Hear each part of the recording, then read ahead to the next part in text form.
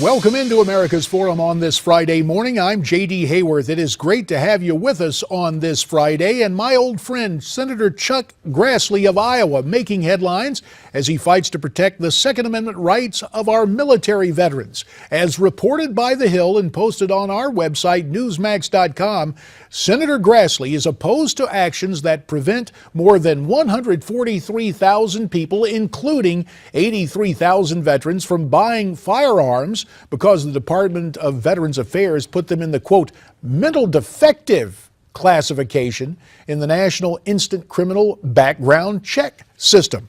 For more on this story, we're very pleased to be joined by Senator Grassley on the telephone from Capitol Hill. Chuck is the chairman of the Senate Committee on the Judiciary. We're also joined from New York City by our good friend, retired Lieutenant Colonel Scott Mann. Gentlemen, thank you both for being here on America's Forum.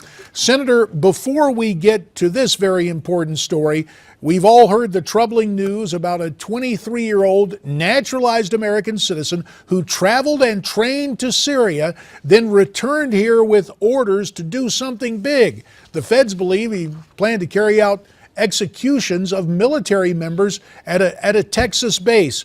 What do you know about this story, and what's your reaction to it, Chuck?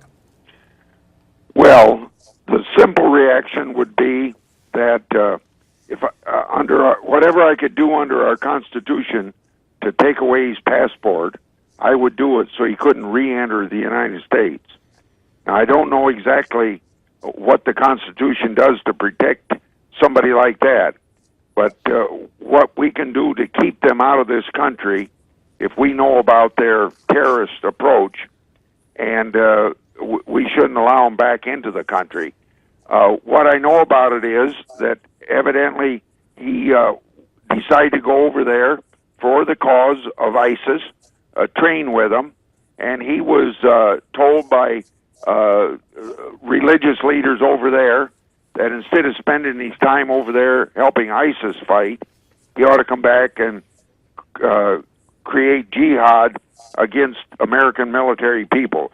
So his goal, presumably, was to execute and do it execution style various Americans. And Chuck, let me just ask with emphasis upon military people. Yes, sir. Chuck, I just have to ask this. Will this now be the catalyst to get legislation through the Senate and House to have in place a procedure to punish, to take away the passports, perhaps even the citizenship of these people?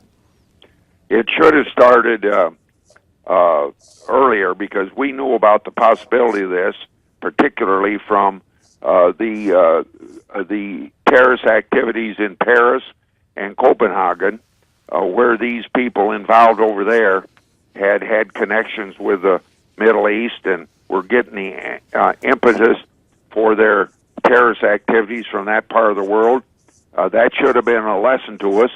And I'm not in a position to say what the next step is, but this ought to have a top priority. Fair enough, and Chuck. also it brings emphasis to the reauthorization or some rewrite of the Patriot Act so that the FBI and the CIA can effectively follow people like this.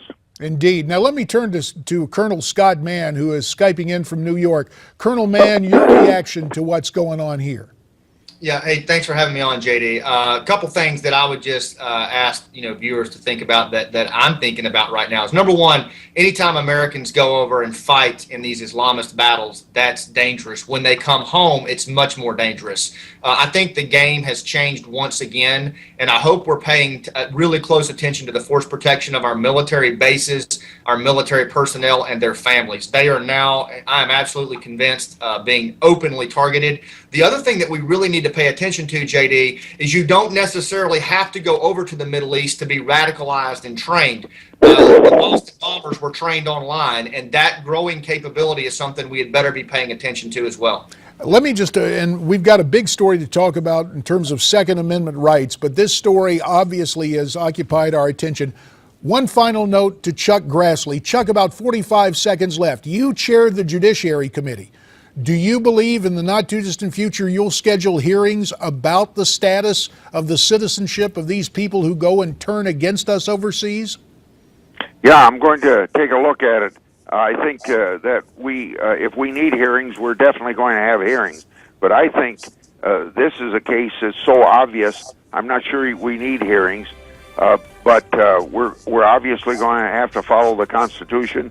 But we're obviously going to do what it takes to protect the American people. The number one responsibility of the federal government is that protection, particularly in international situations. And this is exactly one of those. And we found out what happened in Paris and Copenhagen. And we've seen it here with 9/11. Chuck and Colonel, stay with us. Let's continue our conversation now with Senator Chuck Grassley and retired Lieutenant Colonel Scott Mann. Again, thanks to both you gentlemen. Senator Grassley, you wrote a letter to Attorney General Eric Holder this week and said that the gun ban, quote, effectively voids Second Amendment rights, especially for our veterans. Have you gotten any reaction from the Attorney General? Not yet, but we will, because this is something that we're not going to be able to justify. In fact, I knew about this a year ago, and I had an amendment on a gun bill that was up in the United States Senate to make sure before somebody could be put on this list from the Veterans Administration that there would be a judicial authority who would have to find that that individual would have to be a danger to themselves or others in order to be added to this mental defective category that's at the index there where they keep names of people that shouldn't have guns. Now, I would admit to anybody that there are some people with mental disorders that should not have guns. But in this particular case, the VA is doing even this stupid thing. If you might need some assistance with your bookkeeping, somebody else to handle your money, and they would turn your name over to this to the Justice Department that you shouldn't be able to have a gun, and not being able to handle your own money is not a high enough standard that you shouldn't be able to have a gun. So about 99.3% of the individuals in this what they call mental defective category were submitted by the Veterans Administration. So just think how our veterans who have defended the country and handled a gun in a responsible way come back here and somebody's got maybe a sister or a wife's got to take care of their money for them, and then they can't have a gun. That's no determination of whether you're mentally defective. Well, let me turn to Scott Mann. Scott is a retired lieutenant colonel and an advisor to Concerned Veterans of America. I guess this gun ban has you pretty concerned as well. Yeah, I mean, I find it ironic that, I carried a gun for nearly 23 years, JD, and all of our veterans, we put the confidence in them to carry a gun and close with and destroy the enemy on some of the roughest places on the planet, but yet we're gonna do something as sweeping as this. I'm almost in disbelief of it. We've got to have more confidence in our veterans than that. And again, I think this whole thing of the way we're approaching the veterans transition is really, we're taking the wrong approach to it. We got to stop thinking of returning veterans as the island of misfit toys. These guys are high performers, resilient leaders, and problem solvers, and frankly have a lot to bring back to America. And taking away the Second Amendment right doesn't make any sense. Maybe some specific minor cases, but this sounds way too sweeping to me. And again, the background on this, why the VA has put some of these names on the list. The department is classifying some of these veterans as, quote, mental defective. But Senator, you just pointed out that you called it stupid because I guess under one construct, if any veteran turned to an accountant for help with their taxes, since they had to be turned in on April 15th, it's conceivable the VA could list them for that, looking for that kind of help. Well, all of the above. It looks to me like I think I gave you the percentage of 99 3/10% of these individuals that are on this list came from the VA. So that looks like we have it targeted towards one class of people violating a fundamental constitutional right, which the Second Amendment is. It's just as important as any other part of the Bill of Rights. And the right to bear arms, they can't do it as a civilian, but they could do it as a person in uniform, and it just doesn't treat our veterans right.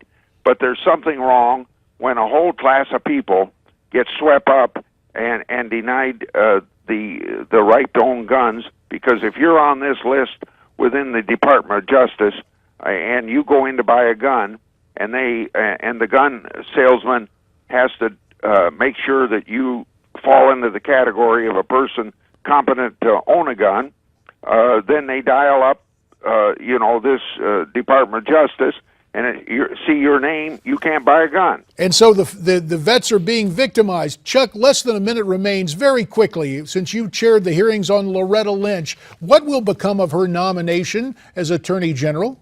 Well, obviously, I'm going to vote against it because that department's been politicized under Eric Holder, and I was hoping that a new face, new personnel would depoliticize it, but we didn't get any answers from her during her hearing that indicated anything else would be different. And I imagine she's going to be brought up just as soon as we get the human trafficking bill done, which the Democrats are complaining because she hasn't been brought up, but they're filibustering a bill that came out of my committee 19-0. So we need to get all this work done. Chuck Grassley and Scott Mann, we thank you both, and America's Forum is coming right back.